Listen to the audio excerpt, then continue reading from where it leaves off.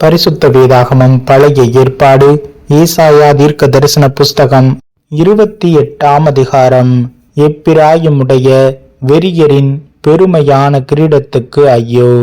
மதுபானத்தால் மயக்கமடைந்தவர்களின் செழிப்பான பள்ளத்தாக்குடைய கொடிமுடியின் மேலுள்ள அலங்கார ஜோடிப்பு வாடி போகும் புஷ்பமே, இதோ திராணியும் வல்லமையும் உடைய ஒருவன் ஆண்டவரிடத்தில் இருக்கிறான். அவன் கல் மலை போலவும் சங்கார புசல் போலவும் புரண்டு வருகிற பெருவெள்ளம் போலவும் வந்து கையினாலே அதை தரையில் தள்ளி விடுவான். எப்பிராயிமுடைய வெறியரின் பெருமையான கிரீடம் காலால் மிதித்து போடப்படும். செழிப்பான பள்ளத்தாக்குடைய கொடிமுடியின் மேலுள்ள அலங்கார ஜோடிப்பாகிய வாடிய புஷ்பம் பருவ காலத்துக்கு முன் பழுத்ததும் காண்கிறவன் பார்த்து அது தன் கையில் இருக்கும் போதே விழுகிறதுமான முதல் கனியை போல இருக்கும். அக்காலத்திலே சேனைகளின் கர்த்தர் தமது ஜனத்தில் மீதியானவர்களுக்கு மகிமையான கிரீடமாகவும் அலங்காரமான முடியாகவும் நியாயம் விசாரிக்க உட்காருகிறவனுக்கு நியாயத்தின் ஆவியாகவும் யுத்தத்தை அதன் வாசல் மட்டும் திருப்புகிறவர்களின் பராக்கிரமமாகவும் இருப்பார்.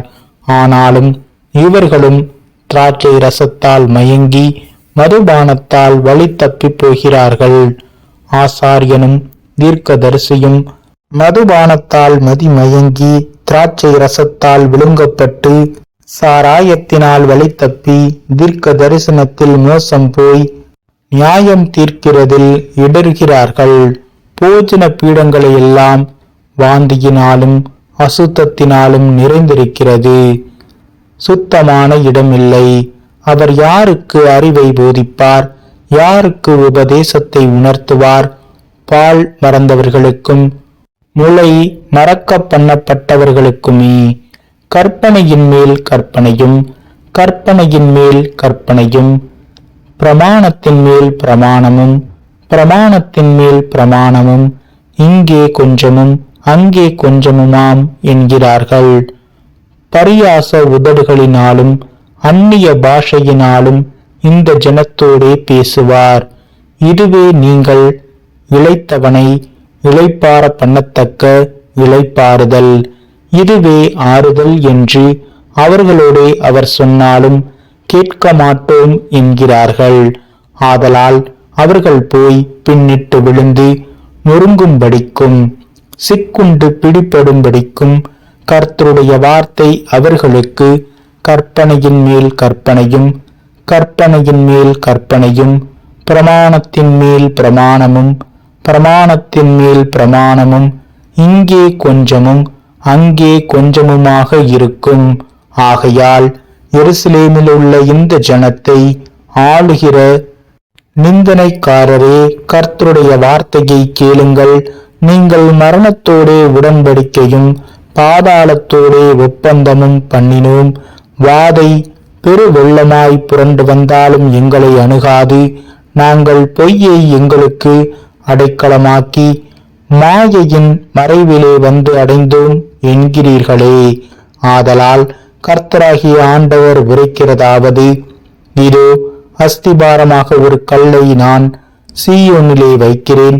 அது பரீட்சிக்கப்பட்டதும் விலையேற பெற்றதும் திட அஸ்திபாரம் உள்ளதுமான மூளை கல்லாயிருக்கும். விசுவாசிக்கிறவன் பதறான். நான் நியாயத்தை நூலும் நீதியை தூக்கு நூலுமாக வைப்பேன். பொய் என்னும் அடையாளத்தை கல்மலை அவிழ்த்துவிடும். மறைவிடத்தை ஜலப்பிரவாகம் அடித்து கொண்டு போகும்.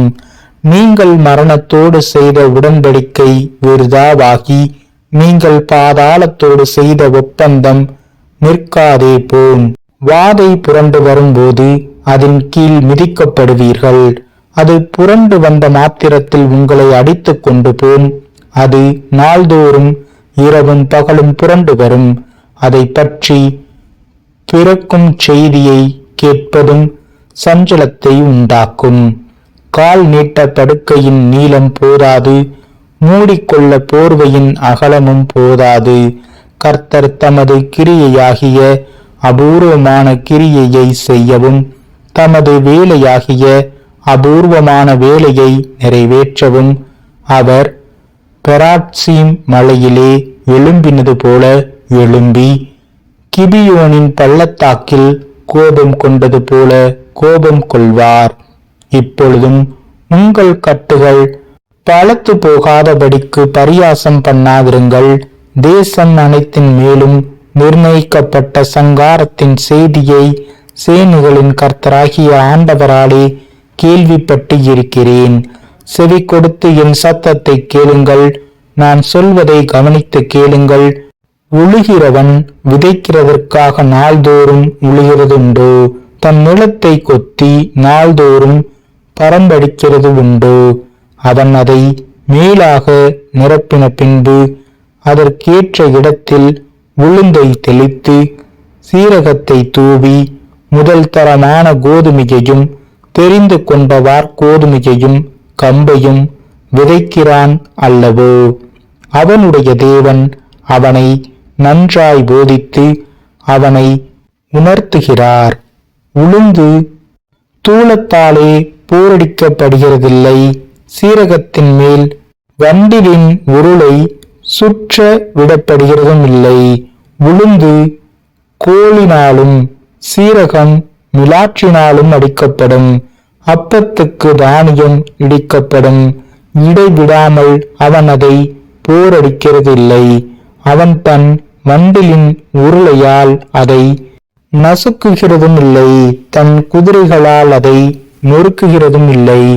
இதுவும் சேனைகளின் கர்த்தராலே உண்டாகிறது. அவர் ஆலோசனையில் ஆச்சரியமானவர், செயல்களில் மகத்துவமானவர்.